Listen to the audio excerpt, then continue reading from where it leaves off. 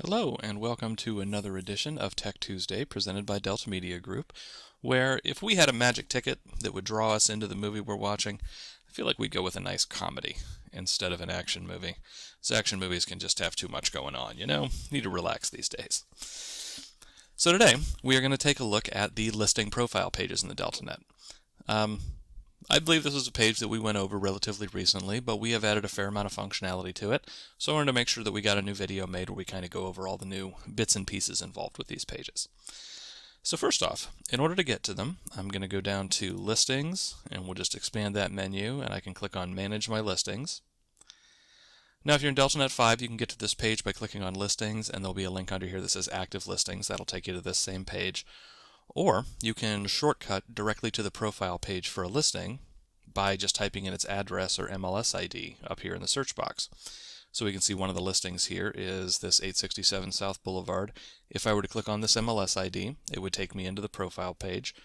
But if I want to go there directly, I can type in 867 South Boulevard, and we can see it pops up in the autocompleter. I can just click on Edit, and that takes me straight through to the page. So from here, the way this page is broken down, we have a link up at the top that will take us to the detail page for this listing, so that's just a nice shortcut to get us to the public page. I already have it open, but if I click on it again, you can see it just opens up in a new tab there, so that way we don't lose our DeltaNet tab. The next thing you have here is the different tabs for the different types of listing information that you can modify or view on this page, so that's where all this is, or where all this will take you rather. And then the next thing we have is we are on the Overviews page to start off, or the Overviews tab to start off with. We have some information about the listing, so you have an MLS ID, price, how long it's been in the system. This is a demo listing that's been in there for quite a while, as you can see. And then also, if this was a pocket listing, this is where you'll be able to get to the pocket listing information to go in and modify that. So in most cases, the listing will have come in from the MLS, so this section down here won't have this link to edit it. But because this one was added directly to the DeltaNet, just for the DeltaNet and for use on just this website, and not added to the MLS as like an IDX listing, that is why it has this link down here. If you are editing a pocket listing, you would just click on this link. That takes you in where you can see that pocket listing information, modify it, change the status of the listing when it goes off the market, anything along those lines. So we'll go ahead and click back to get back to our listing profile page. Now the next thing you can do on this page is you can determine what will show up as the first photo or the first slide in the photo gallery at the top of the page. So by default it is set to primary photo, so that's the primary photo for the listing. And if I go up here, you can see primary photo is what shows in that main section. But I have some additional media added to this listing. Now I've added all this media under the Videos tab, and we'll take a look at how to add that. But if I click on this drop down, you can see all those things that I have added under the Videos tab. So there is a YouTube video, a Facebook video, and a Matterport 3D tour. So let's say that I want to highlight that 3D tour. I'll go ahead and select that. You can see it changes there. I'll hit Update Gallery. And now if we go back to our detail page and refresh it, you can see that now, instead of having that primary photo, we have that Matterport 3D tour set up right here as kind of the primary element on this page. Now this is still a slider, so I can still use these arrows to view all the photos for this listing, or I can click down here and it'll open up the photo viewer, and then I can view all the photos that way. But the very first one is that Matterport embedded tour. And I can just hit play here and go through the tour right here on this page. Now keep in mind that whatever I select here media-wise does not show it here instead of where it was showing before. So if I scroll down, you can see that that 3D tour is still here. The videos are still down here, so they're still part of the content on the page. But in addition to where they show up down there, it'll show up as the main element here at the top. So we'll go back into the DeltaNet. I'll go ahead and switch that back to the primary photo and update that. So that is the primary photo again. Now the next thing we can do here is I'm going to move on to Photos. So under the Photos tab, I can add, I can reorder, I can replace, or I can delete any photos that are attached to this listing. So if this was a pocket listing, then it wouldn't have any photos by default, so this is where I would go in and add those photos. For a listing that has come in from the MLS, we've most likely pulled all those photos in from the MLS, so you'll be able to see all of those here. If you wanted to remove one, you can just click delete. If you wanted to replace one, you can click on select photo and then just select that photo from your computer, hit choose, and you can see it loads up here. And then I would hit upload if I wanted to upload that photo to replace this one, or cancel if I decide not to. I can change the title associated with this photo, or I could even just grab this little grabber here and I can move it around to change the order of this photo. The biggest thing to keep in mind here is that if I do any of those things, I make any modifications to the existing photos, or if I go down here, even if I just change the order of those, or if I go down here to upload new photos and I upload a group of photos in bulk, any of those changes will mark this listing in such a way that it will no longer pull updated photos from the MLS. The reason we do that is so that a change at the MLS doesn't come in automatically and overwrite all the changes that you've made here. So once you've edited them here, you kind of have to keep them up to date here. Now you can have this listing start pulling photos from the MLS again, but you have to contact us and we have to basically remove that flag. So this listing will start pulling photos from the MLS again. So there you go. Now the next thing we have here is we go up to videos. You can see all the different video varieties that you can show here. Now with all of these videos, if I add a video in, it becomes available for selection as the primary gallery image, or primary gallery embed, I guess, using this drop down here. So the reason that these three show up are because I've added them under this videos already. So if I go down to YouTube video and expand that, you can see I have a YouTube video added. If I go to Facebook, you can see that there's a Facebook video attached. And if I go down the line to Matterport, you can see there is a Matterport attached. But the rest of these, if I were to add a Vimeo video, for example, it would show up in that drop-down as well. Now, all of these sections work in about the same way, so I'll go ahead and expand YouTube video. So under YouTube, you can see we have a video ID, URL, a share URL, and an embed code. So this page is not asking for all of those things. It's really just asking for one of them.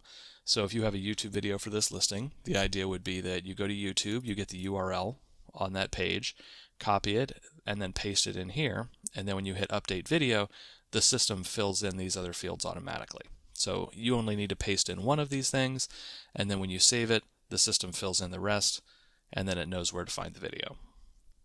Now if you wanted to remove the video, you would just click this remove video button, that would delete it. If you wanted to change it, you would use the update video button. Just paste in your new URL and then hit update video and it'll fill in the rest. So if, for example, we'll go ahead and grab this URL. We'll pretend as if I went to YouTube and I got this from the video page URL. That would just be the page URL up here in the address bar. Now I've copied that, so I'm going to remove this. There we go. So you can see it took me back to the videos tab, gave me confirmation that that video is gone.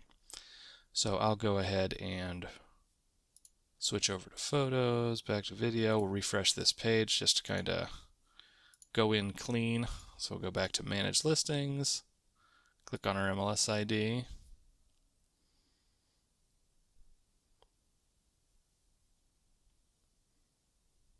There we go. So now that this is loaded back up, we'll go back to videos, and if I open up YouTube video, you can see there is no longer video there. But I copied my URL, so I'll paste that in, and now if I hit update, you can see that it successfully updated it, and you can also see that it filled in all the other fields automatically. So that's the main thing to keep in mind here. You just paste in one of these things, hit update, and the system will fill in the rest. Now as I go down the line, these all work in exactly the same way. Now Facebook, you just have the URL field because there's nothing else for it to fill in. So you would just paste in your Facebook video URL and hit update, and that would add that in. Vimeo, you can see it has multiple fields, but this works the same way as YouTube. I would put in either the video URL, the video ID, or the embed code, which you can get all those things off of the Vimeo video page if you were to actually go to Vimeo and view it. But again, you just put in one of those things and the system handles the rest. If we go down to Zillow, same thing here. You just paste in one of those and it'll handle the rest. Welcome Mat, Matterport, and MapRight. You can see all those work the same way. You would just fill in one of those things and let the system do the rest for you. So there you go. Any one of those things that you add will show up on the listing detail page, assuming you are not on a custom listing detail template, which would just be dictated by what company you are in. But they will show up on that page, and then they'll also be selectable to show up as the first image in the gallery at the top. So the next piece we have here is open houses. Open houses will typically come in from the MLS also, but if they're not, and this ability is turned on for you at the company level, then you can go in here and you can add open houses. The first section allows you to just put in date and time, hit add open house, and that'll create your open house. That'll show up on the detail page when it is close enough to that open house happening. So for example, by default, if you were to set up an open house that is 2 months out, it will probably not show up on the detail page until you're within a couple of weeks of that open house. And then it'll start showing up on its own. The other pieces you have here is you can set this as a virtual open house. If you do that, then you need to put in a URL here, and that is the URL where basically you'll be presenting that virtual open house. So this could be like a Zoom URL. You could set it up as a Premiere video. So if I hit this plus sign here, you can see it expands the Premiere video section and gives you some information about that. This would be for a YouTube Premiere or a Facebook Premiere video. What that means is you pre-record the video and then you go to Facebook or YouTube and you choose when that video will basically become available. So that gives you a URL, you paste that URL in here, and then the video becomes available for viewing at the date and time that you set when you put the video together. The reason there's a separate section for this is because it will show up as a Premiere video on the listing detail page so that users can actually see that, yes, this is a virtual open house, it's going to take place at a specific time, and they click on it to register, and then once they're registered for it, they can actually click on it and then view the video during that time period, or I should say after the premiere date and time for that video. Alternatively, if it's not a Premiere video, you could just put in like a Zoom URL here, for example. You would give it your date and time, and then when that date and time comes up, someone could go to the detail page for this, click on it, that'll take them into your Zoom meeting where they could watch you run through the house and do your virtual open house through Zoom. So there you go. Now the other option you have here for virtual open houses is you can have the link show in just until the end of the day of your open house. So show the link until the end of your open house day, or you can only show your link the day of the open house. The idea is that you'll typically show it until the end of the open house day. That way it stays on the site ahead of time and people can kind of see that there is one upcoming. Whereas if you only show it the day of the open house, then it's only going to show on that day. So you're not really letting customers know about it until the day of the open house. There we go. And then the last option you have here is you can mark that it is an appointment-only open house, and you can give a time frame for that.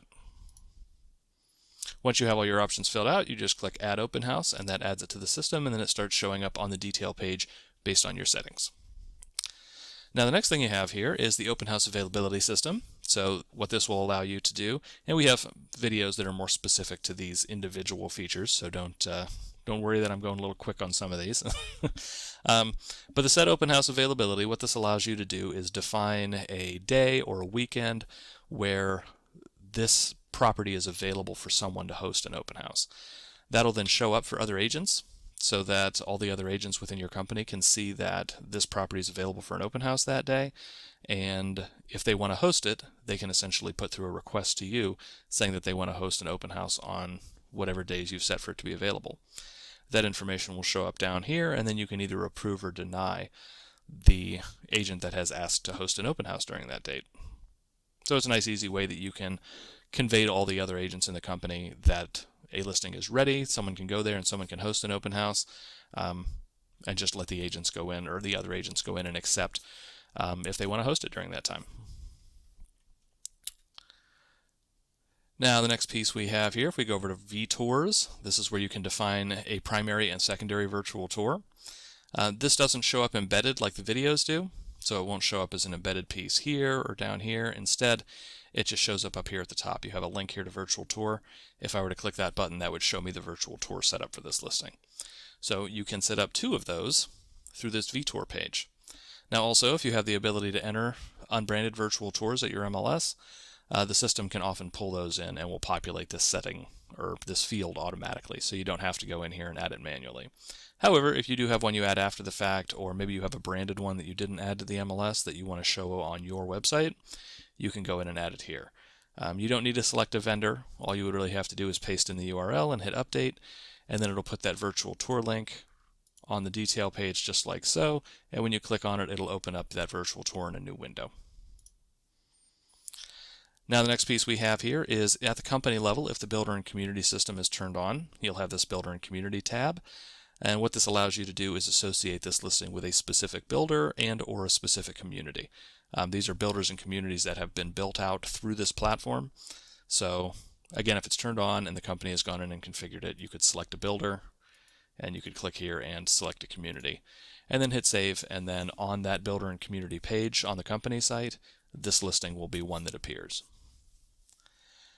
Now the next piece you have here is showings. So here you can put in information about showings you've had on this property, and this information can also be included on the seller reports. So if you have a seller report set to go out to the seller for this property or multiple sellers for this property, you can include this showing note in the seller report. That'll include all the showing information along with whatever note you put here. You can also add these ahead of time and create a calendar event for these. So if you have your Office 365 calendar, for example, synced with the DeltaNET, you can choose to create a calendar event here, set up a showing ahead of time, and then not only will this show up on the seller report for you, or for your seller rather, but you'll have that reminder when it's time to go to that open house, or not open house, when it's time to perform that showing. Now the next thing we have here are notes. So if I click on notes, you see we have the ability to add a new note. Notes can be used for two different things. First, they can just be notes to yourself that you put in here in the DeltaNET that are only visible to you in the DeltaNET. So if I were to put in a note here and not check this box and hit add new note, then that note is only going to be visible in here. So it's an easy way for me to keep kind of my own notes on a property. Or if I want that note to appear on the seller report, I can check that box and then that'll also appear there so that your seller can see it when they get that report. Now the next piece we have here is mapping. So under the mapping tab, this would primarily be used if the listing is showing up the wrong place on the map search. This is typically only an issue for brand new listings, new construction. The reason that is because the mapping information typically comes from Google's placement of that address. So if Google doesn't know where it is, the map might not know where it is. So in order to make the map know where it is, you would go to this tab, you would click on is this listing in the wrong position in our mapping system. You can see that opens a new tab up with a map. Now we would just drag this pin to where this listing actually belongs, and we can zoom in and really kind of fine tune it there. And then I would hit save this location, and that would save where that listing is. So this is where it would show on the map search from that point forward. So go ahead and close that out. Now the next thing we have here are taglines and titles. So taglines and titles can be used for a number of different things. By default, they will just show up, or rather the tagline will just show up on the listing detail pages or on the search results pages. Again, it kind of depends on which results and detail pages or which templates you're using there. On the standard results page template, this will show up on the card for the listing. So you have just a series of listings on those results pages. There we go. So you just have these listing cards on each of the results pages. That tagline would show up within this card. Now the other two are only used for marketing purposes, so they're only used internally and only available within the DeltaNET. So it just depends on how you manage your listings as to whether or not it makes sense to have any use for those fields at all. Now the next piece we have here is sellers. This is one of the newer features we've attached to the listing profile pages. From here, you can attach a seller to a listing, and that will do a handful of things for you automatically. So first off, when I add a seller to a listing, it adds them to this interface. It gives me an easy way to create a seller report for them. So if I were to click on Add a Seller Report, that would create a seller report for this particular seller. It also gives me an easy way to contact these sellers. So I have an email button on each entry here. If I click that, you can see it sets the recipient automatically, and it opens up all of the regular email WYSIWYG editor here, so that I can either go with this default message, or I can modify this email however I see fit and send them an email. Or I have an email all button, which sets both recipients, oh in this case both, but all of the sellers you have set up here, it'll set them all as recipients so you can send everybody a message really quickly. Now the next thing it does is it will add some things to this customer account specifically. So if I go into this customer's account, and we'll go ahead and shortcut it, I'll just type it up here. There we go, comes up in the autocompleter, so we'll view customer info. So that takes me to the customer's profile page, and now as I scroll down, you can see that listing is in the saved property section here and marked as selling. Because I said that they were a seller for that property, it automatically added the property to this section for me and has it attached to that customer, so I have an easy way of seeing from their profile page if they are associated with selling any listings. And you can see I've added them to another listing also. So there you go. Now if I click edit on this, once this listing sells, I can add in transaction information for this listing, and that'll then consider this a transaction for that customer. If it has a transaction date and a price, then we know that this listing that they were interested in selling has become a listing that they have sold, or really that we have sold for them, because that's how this works, right? So it gives you kind of a convenient way to add those or attach those properties. So we'll close out that one. Now we'll go back up to the top and use the shortcut again. Really like this shortcut. There we go. So that takes me back through to the profile page for the listing. So we were looking at sellers, and you can see you can also remove sellers by just hitting the trash can here, or if I type into this field down here, that works as an autocompleter, so I can select them to add an additional seller. And I'll go ahead and remove that one. Now the next thing we have here is custom fields. Now this will only be available if custom fields have been added for you at the company level, so this tab may not appear for you at all. But if it does, this is how you would access those custom fields. Typically they will be fields that are related to the property search. So you'd have a custom field in here that says preferred property, for example. And if you said yes, then when someone searches for a preferred property on the company site, this would be one of the ones that come up. And then the last piece we have here is the ability to import and export notes for this listing. So if, for example, I had a bunch of notes for this listing in a separate file, specifically a CSV, then I could upload that CSV here to quickly attach all those notes to this listing. The other side of that is that I can use export notes to export all those notes as well. It is worth noting here also that it doesn't just export these notes, but it will also export and import these showing notes. So you'll get both of those different note types by using this feature here. So there you have it. That is the quick, the once-over, the run-through of the listing profile pages in the DeltaNet. As always, if you have any questions, comments, concerns, feel free to give us a call or email support@deltagroup.com, and we'll be happy to walk you through whatever you need. Again, we have some individual videos that are more specific that have to do with some of the individual features here, like the virtual open houses. We have videos where we go into those in more detail. And then we also have ones where we go into showings in more detail, as well as some of the other functionality here. The open house availability system as well. There's another video on that one where we kind of go in and really take a close look at how that works. So there you have it. So if you have anything else that you need from us, feel free to contact us. And it's been a pleasure. I'll see you again next week. Thanks a lot.